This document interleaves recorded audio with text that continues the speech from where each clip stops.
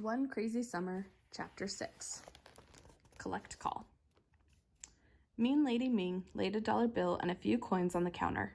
She handed me the brown paper bag with the food, gave Vanetta the bottle of Pepsi and a small bottle of fruit punch, then gave Fern a paper bag with the plates, cups, forks, and napkins. I scooped up all of the change. There were at least 2 dimes in coins, which was enough to call home to Brooklyn collect. When we went outside, the beakish guy with the floppy afro was gone. We all squeezed into the phone booth with our bag from Ming's. I hooked my finger inside the hole for 0 on the phone and dialed. The operator came on and I spoke up. "Operator, I want to make a collect call to Louise Skater." Papa's proper name felt strange coming from my mouth. I said it again, clearer, although the operator didn't ask me to. Instead, she asked for my name and I gave it to her. Delphine. There's nothing mumbly about the way I talk.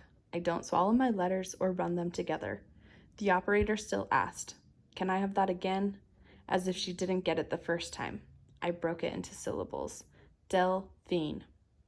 She told me to stay on the line.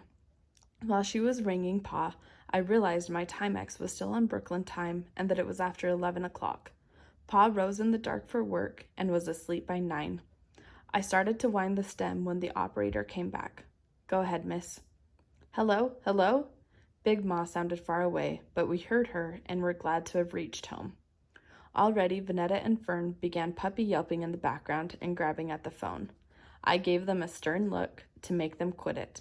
Before I could say, "We're here in Oakland with Cecil," Big Ma said, "Delphine, do you know how much this phone call is costing your father?"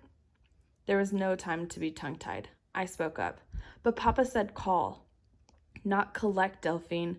Where'd you get a thought like that? I knew you girls should have never left Brooklyn. You fly out to Oakland and lose your last ounce of common sense. Let me speak to your mother." "She's not here," I said. "She's in her house." Vanetta and Fern were still shouting to Big Ma and Pop, who had to be asleep. "And why are you out in the street in the middle of the night? I'm going to tell your Pa about this." Big Ma scolded and fussed, running up the phone bill even higher.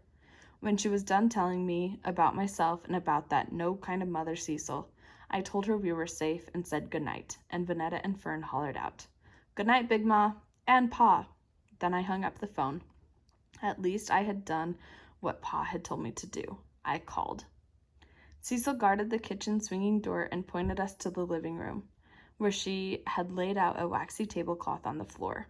We spread out around the cloth. Cecil took over everything, dumping shrimp lo mein and an egg roll on each plate, tossing everyone a fork and a napkin. To me, she said, "Pour the drinks," which I did. This was the most mothering we got, if you don't count her coming to claim us. Not that I wanted or needed any mothering. I was just thinking about Vanetta and Fern. They were expecting a mother, at least a hug. A look at how y'all have grown. A look of sorrow and a plea for forgiveness. I knew better. At least that was one thing Cecil and Big Ma had in common. Big Ma had no forgiveness for Cecil, and Cecil had no need for it.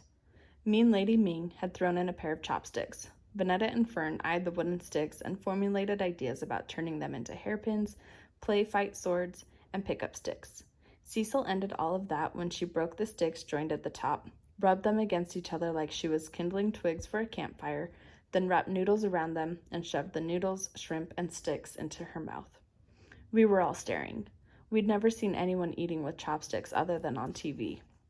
We'd never seen colored people eating with them, and here was our mother, eating with chopsticks like the Chinese men that I had read about who worked on the railroads. She ate hungrily, setting no type of table manner examples for us, her daughters. Cecil knew our eyes were on her. With a mouthful of food, she said, "Thought y'all were hungry." We picked up our forks and ate. When we were done, Cecil grabbed everything that hadn't been used. Soy sauce, spicy mustard, her fork, an extra cup that Mean Lady Ming had thrown in. She told us to stay right there while she brought everything into the kitchen, so we stayed put.